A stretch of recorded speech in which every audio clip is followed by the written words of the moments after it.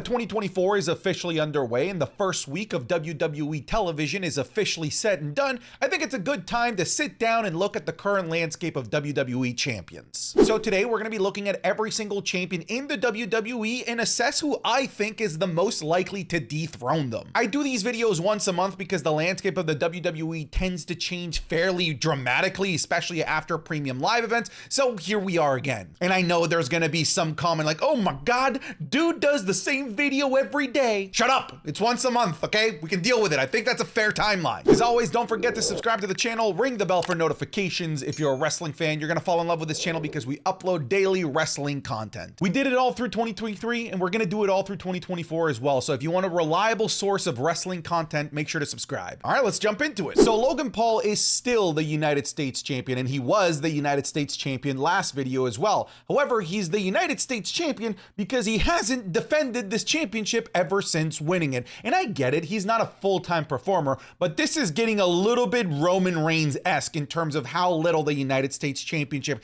is appearing on live television. I'm a little bit concerned. Like, I knew that he wasn't going to be at every single episode of SmackDown, but wow, I was not expecting him to be this absent. I will say, however, I am impressed with his carrying of the United States championship outside of the WWE. Anytime he's at some sort of press conference for his brother's boxing event, he's got the US championship belt. Whenever he's on his podcast, US championship belt. Doing something for Prime, US championship belt. So I do think that he is a good, evil, heel representative of the championship outside of the confines of the WWE. But as somebody that really wanted Logan Paul to win the United States championship, I am wholeheartedly disappointed with the lack of use of Paul and the championship on WWE programming. Now, he does have a match scheduled against Kevin Owens at the Royal Rumble, but if I'm being honest with you, I don't think that he's going to be losing it to Kevin Owens at the Royal Rumble. I think he's going to be carrying beyond the Royal Rumble and losing it eventually at WrestleMania. I think that they're setting up Logan Paul to have a major program there, and I think that that program will be even bigger if they have the United States Championship on the line. And in my opinion, it's going to be on the line against the person that's going to dethrone him, and I do believe that it's going to be LA Knight. LA Knight does have a World Championship match against Roman Reigns, AJ Styles, and Randy Orton set up for this upcoming Royal Rumble, but in my opinion, I think he's probably the one that's going to be taking the pin, sadly, so he's not going to be walking out with the World Championship anytime soon. That being said, LA Knight has cemented himself as a perennial main eventer. He is here to stay. Whenever they need somebody to go for the world title, they can grab LA Knight and he's going to feel like a legitimate contender whenever they want him. However, the main event scene right now is super crowded. It's getting insane right now, and you add The Rock to that, to the SmackDown main event scene, and it gets even crazier. So because of that, I think the best move is to remove LA Knight from the crowded main event scene where he's going to be overshadowed by these bigger names and have him go after the United States Championship, which would create mainstream headlines. Logan Paul versus LA Knight in terms of like microphone and promos and podcasts would absolutely feed families for generations. I still think that this should be the plan. This is what they should do, and this could go down as the biggest United States Championship match of all time. The North American champion in the last video was Dragon Lee. Now, I predicted that perhaps maybe Dragon Lee would eventually lose the championship to Lexis King. Where are my Lex offenders at? However, with Lexis King losing in the middle of the breakout tournament, I just don't see how we get Lexis King to the point where he's challenging for the North American Championship anytime soon. So I'm gonna pivot here, and I'm not gonna say it's Lexis King, and I'm not feeling too confident about this one. The fact is that Dragon Lee doesn't really have this ingrained feud as of yet. The closest thing that he has to a feud is the feud with the No Quarter Catch Club. I think that's the name of their name, but I'm gonna go with the leader here, that being Drew Gulak. Now, this is a group led by veteran Drew Gulak alongside a bunch of youngsters, which includes William Regal's son.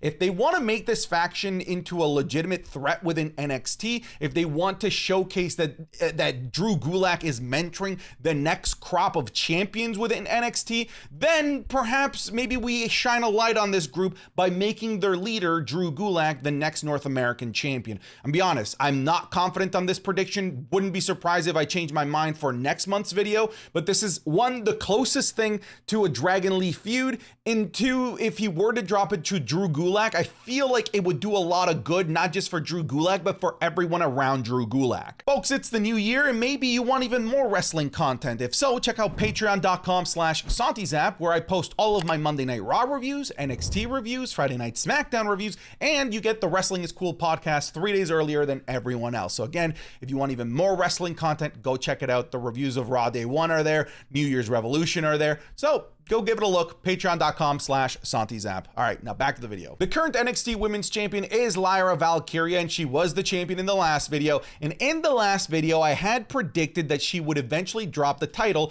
to Cora Jade. I still think that this is a strong likelihood, and if you were to put your money on Cora Jade, I think that that's smart money. I think they're setting up Cora Jade to be the next big bad alongside Blair Davenport of the NXT Women's Division. And she just came back. She's like the brand new shiny evil heel, so I wouldn't be surprised if this is who they decide to build the women's division around. So Cora Jade is still my main pick to potentially be the one to dethrone Lyra Valkyria. However, I'm gonna throw an oddball name at you to just keep in the back of your head. It's not the person that I think is gonna dethrone her, but just keep it in the back of your head, that being Lola Vice, because she won the NXT Breakout Women's Tournament, which guarantees her a championship match at any moment, anytime. And we've recently seen in the most recent episode of NXT as of the making of this video that you can cash that bitch in like a Money in the Bank briefcase. I was not aware of that. I thought that it was, here's a contract, let's have a match at NXT Vengeance Day, yada, yada, yada. But no, she came to catch this bitch in like a Money in the Bank briefcase. So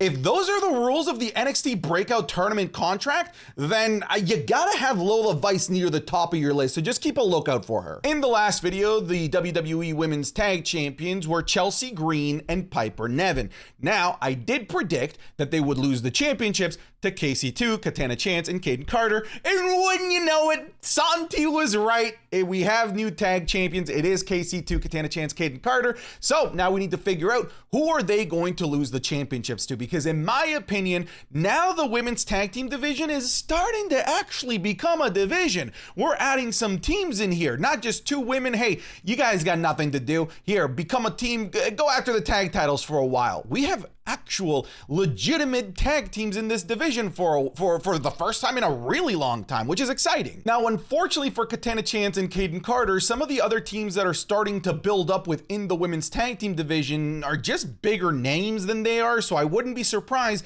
if we're seeing transitional champions here and that we're gonna see new champions soon. And in my opinion, it could very well be Damage Control and the Kabuki Warriors. I mean, they're, of course, main eventers in the women's division, and frankly, I think that the women's tag titles on these two members of Damage Control could really further the story of division between Damage Control, the members that have gold, and the member that doesn't, because I'm not counting Dakota Kai because she's injured, and I think she's the one pulling all the strings. So I think it can further a division within Damage Control to alienate Bayley even more from the group. But this division still has Alba Fire and Isla Dawn, and they have interrupted Damage Control before, so maybe they prevent the Kabuki Warriors from winning. But frankly, like, if I'm putting them head to head, if it's the Kabuki Warriors versus KC2, my money's on the Kabuki Warriors. Brothers, the NXT Tag Team division has really just fallen off. For a while in NXT Black and Gold, it was like the top division in all of professional wrestling, it seemed. But now I look at it today and it just is a shell of itself. Don't get me wrong, I like the current champions, the family, Tony D'Angelo and Stax, who were the champions in the making of the last video, but they aren't the problem. The problem is that there's like no one in the NXT Tag Team division right now. And I do see them holding for quite a long time because we have the upcoming Dusty Rhodes Classic, and the winner of the Dusty Rhodes Classic typically gets a tag team title shot. So we're probably going to be waiting a while to see who gets a championship shot against them. However, in the last video, I did say that it was going to be Los Lotharios, Angel Garza and Humberto Carrillo. However, they've just been recently pushed up to the main event scene, which again further makes that tag team division even weaker. So I guess I'll go without the mud as the most likely to dethrone them, although I just don't see that being the case. My honestly, like, my real gut feeling, what it's actually saying to me is that nothing's gonna change here up until the end of the Dusty Rhodes Classic. And if like Braun Breaker and Baron Corbin win that, then I guess they would definitely be the favorites. That would be interesting. But these are like the top heels in the tag team division. This is as deep as it goes right now. So I'm kind of choosing them by default, honestly. The end of Gunther's championship reign seems to never be ending. Now, he was the champion in the last video and in the video before that, and in the video before that, and he's been champion for well over a year now. In the last video, I predicted that perhaps maybe we have a returning Sheamus, and I thought that maybe Sheamus might return on SmackDown. It ended up being Tyler Bate, which is fantastic, but I don't know. I don't know what's going on with Sheamus. Maybe he is going to be out for significantly longer. We'll have to wait and see. I mean, from like a storyline perspective, Sheamus still makes a lot of sense, and in terms of accolades and in terms of like what Sheamus still needs to accomplish in his career, a victory over Gunther would be huge for Sheamus. It would set him up to be one of those Grand Slam champions, and he can be one of those individuals that can actually bear the burden of defeating Gunther. However, this is nowhere in sight at the very least as of right now. I still think you should peg him as a favorite, but right now, weirdly enough, I think the favorite might end up being Jey Uso. Now, Jey Uso and Kofi Kingston may have just embroiled into a feud with the minions of Imperium, which typically eventually leads to a title opportunity against the big daddy himself, Gunther. And if Gunther is taking on main event Jey Uso leading into WrestleMania, damn, like, I like Jey Uso's chances, especially if maybe WWE intends to have an Intercontinental Championship match between the Usos, Jimmy and Jay. So I still think the likelihood that Gunther loses before WrestleMania is super low. But if I'm looking at the people that are active in the roster right now, I'm seeing slight hints that it might potentially down the line be Jey Uso to dethrone Gunther. Ilya Dragunov's NXT Championship reign has been weird. It's been bizarre. It's been full of drama that doesn't even really involve him. A storyline involving an injury to Ridge Holland. Anyways, I haven't really been enjoying his championship reign, sadly. Now, there's a few options that you could go with. You could go with like Ridge Holland potentially being an option. You could go with Trick Williams, who actually was the person that I chose to be the one to dethrone Ilya Dragunov last video. Hell, they were supposed to have a championship match at New Year's Evil, but that didn't happen because of this weird storyline that's happening with Ridge Holland.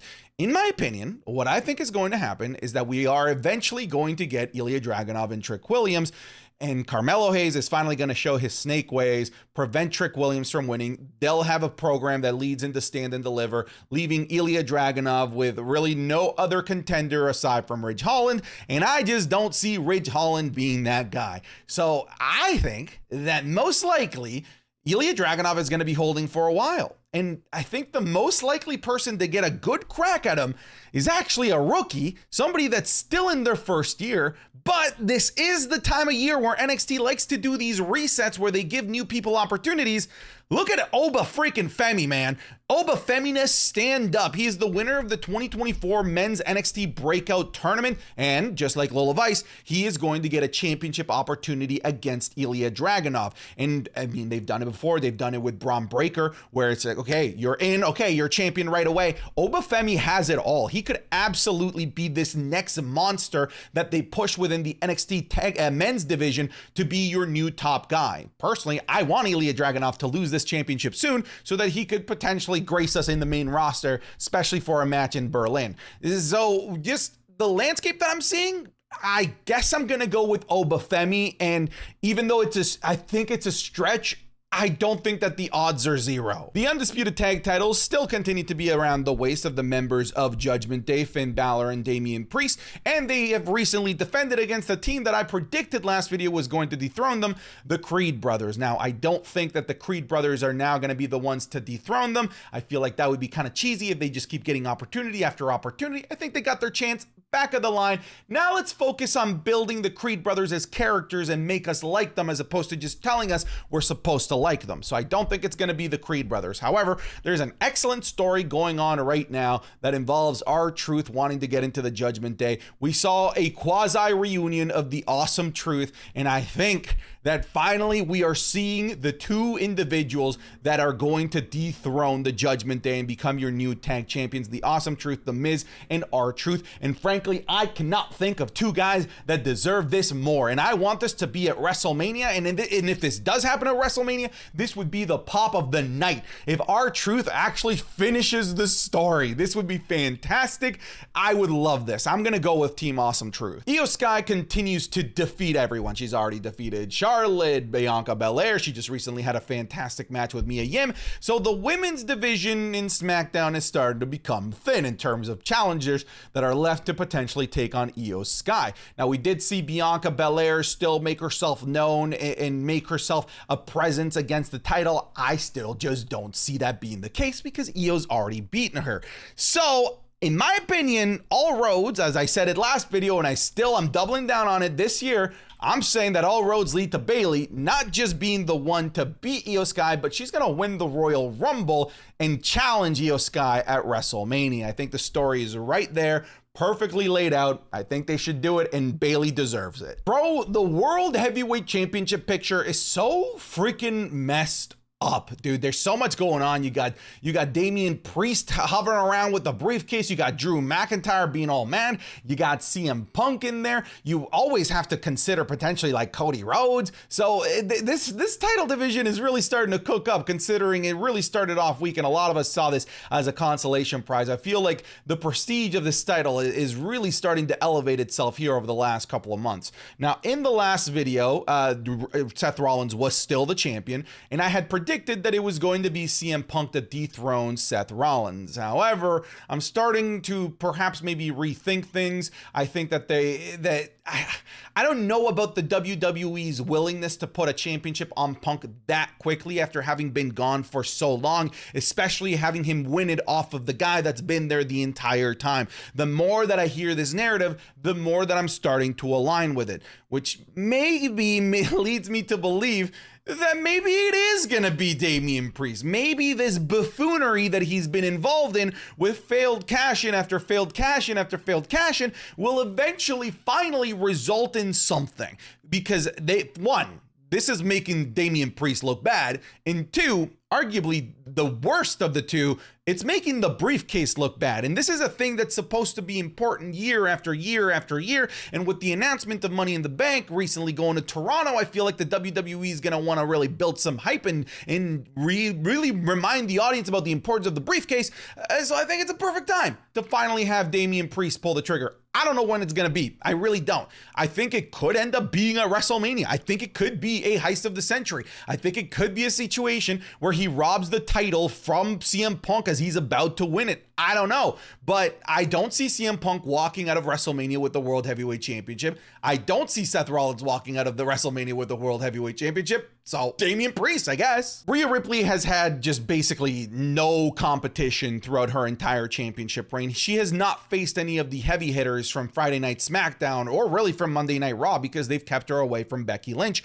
Now, I had originally pegged Becky Lynch to be the two-time Royal Rumble winner, but after losing to Nia Jax, I'm starting to believe that that's not going to be the case, that they're going to do perhaps maybe a story of struggling to get back to the top of the mountain. I still think that all roads do lead to Becky Lynch because there's just no one else for Ripley to really face. No one that is like a WrestleMania caliber match. I know a lot of people throw the name Liv Morgan out there. I think there's a good story there, but I just don't think that that's WrestleMania quality. I think that that's just another woman that Rhea Ripley would annihilate. That's been the case with everyone else, like Raquel, like Zoe Stark, like Ivy Nile. The only superstar left with WrestleMania caliber aura is Becky Lynch. So I guess this is kind of it by default, fellas. And the Roman Reigns saga got interesting because for a long time, I think all of us just sort of assumed it was a done deal, that it was going to be Cody Rhodes finishing his story at some some point or another.